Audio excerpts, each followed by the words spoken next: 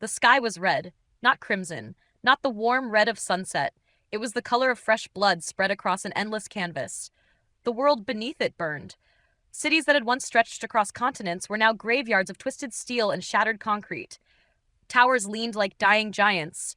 Forests moved as though something beneath their roots had awakened.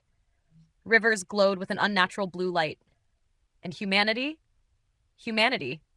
was gone. Kael Lin stood atop the remains of an observation tower overlooking what was left of New Tianjing. The wind pulled at his torn tactical jacket. Its dark graphite fabric was soaked with blood, hiding the restrained crimson seams that had once run along its sleeves. His lean frame remained upright through force of habit alone. One arm hung uselessly at his side. The other held a black combat spear slick with monster blood. His tousled black hair clung to his forehead. Dirt and dried blood marked the sharp lines of his face, but his dark gray eyes remained steady, exhausted, empty, unbroken. Around him lay countless corpses, mutated wolves, spore beasts, crawler insects, all dead. Yet none of it mattered, because the thing approaching him was not something humanity could kill. A shadow emerged from the crimson storm. The ground trembled beneath it. Buildings collapsed. The surviving monsters fled. Kael watched them disappear into the ruins and released a weak laugh. Again, his voice held no fear, only fatigue. This was not his first ending, nor his second, not even his 10th. He had long forgotten how many times he had died. Every failure, every desperate struggle, every sacrifice. They always ended the same way. Humanity fell. Kael died. And then he woke in the past. Sometimes 7 days before the apocalypse. Sometimes 30. Once, only 3 hours. It never mattered. No matter what he changed, what path he followed, or who he saved, humanity always lost. The shadow stopped before him. Something opened inside the darkness. An eye. Enormous. Ancient. The pressure of its gaze alone shattered the buildings surrounding the tower. Kael spat blood over the broken concrete. Then he adjusted his grip on the spear. Come on, then! The eye stared down at him as though observing an insect that had survived longer than expected. The sky cracked. Pain consumed him. The last thing Kael saw was the red sky swallowing the world. And then, darkness. Kael opened his eyes. Cold air rushed into his lungs. He sat upright so quickly that the room spun around him. His heart hammered against his ribs. Above him was a familiar ceiling, white paint, a small water stain near the corner, cheap apartment lighting, a place he knew too well. Kael remained frozen for several seconds. No burning city, no crimson storm, no ancient eye, only the quiet hum of an air conditioning unit and the distant sound of traffic outside. He turned toward the calendar beside the window. June 14, year 2126, 7 days before impact. Again, Kael closed his eyes. Silence filled the apartment. Then he laughed. At first, it was quiet, a single breath escaping through clenched teeth.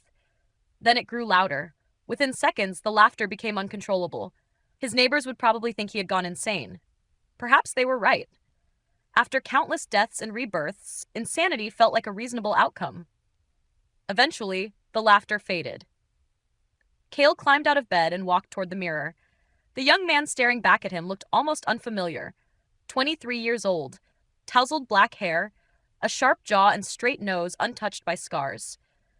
Dark gray eyes carrying a faint silver hue beneath the morning light. His body was lean and athletic, but uninjured. No broken bones, no wounds, no years of accumulated damage. A fresh graduate. An ordinary young man recently accepted into an internship program at the prestigious Helios Atmospheric Research Corporation. No armor, no spear, no blood. Kael raised one hand and touched the reflection. The face belonged to a nobody, but the eyes did not. Those eyes had watched cities fall. They had seen nations disappear. They had witnessed humanity die more times than any person should remember. Kael lowered his hand. 7 days. That was all he had been given this time. Kael moved toward the window. New Tianjing stretched beneath him. Skycars flowed between glass towers. Holographic advertisements illuminated the streets. Automated vendors opened their stalls while students hurried toward schools and office workers complained about the morning traffic. Normal. Peaceful. Alive. None of them knew. In 7 days, everything would change.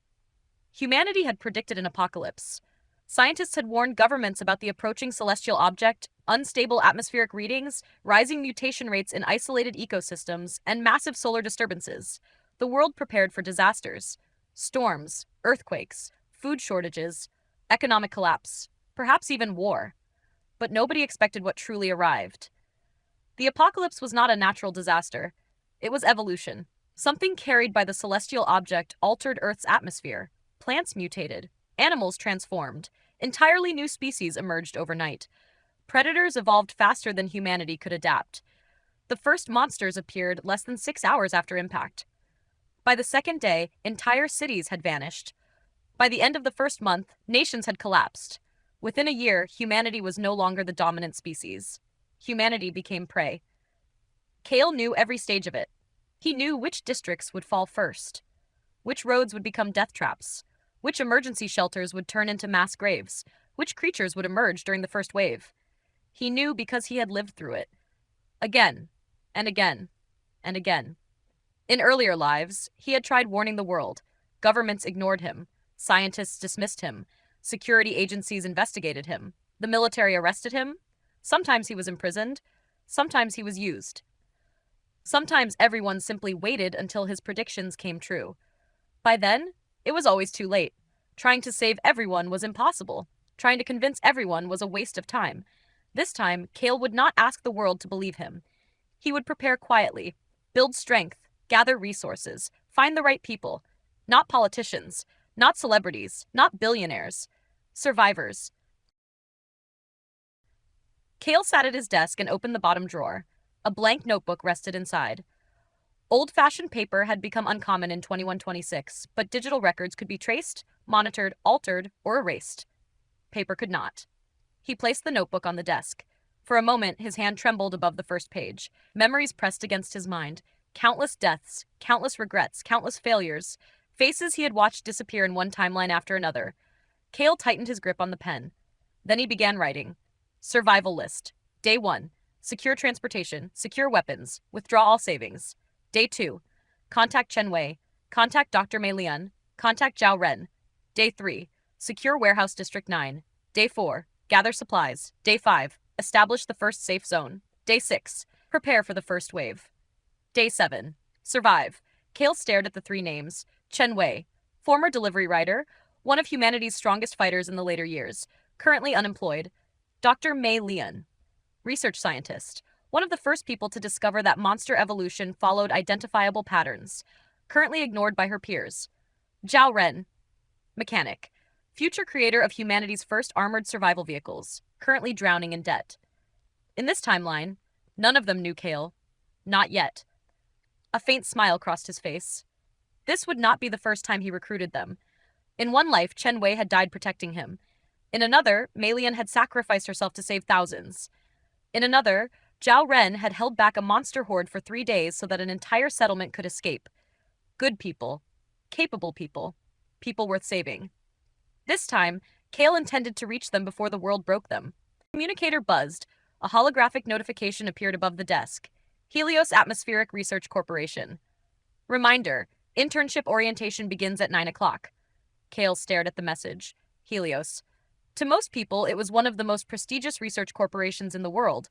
To Kael, it was a grave filled with unanswered questions. Helios had been connected to several classified investigations surrounding the apocalypse. Its research data became invaluable after impact, yet much of it always disappeared before survivors could recover it.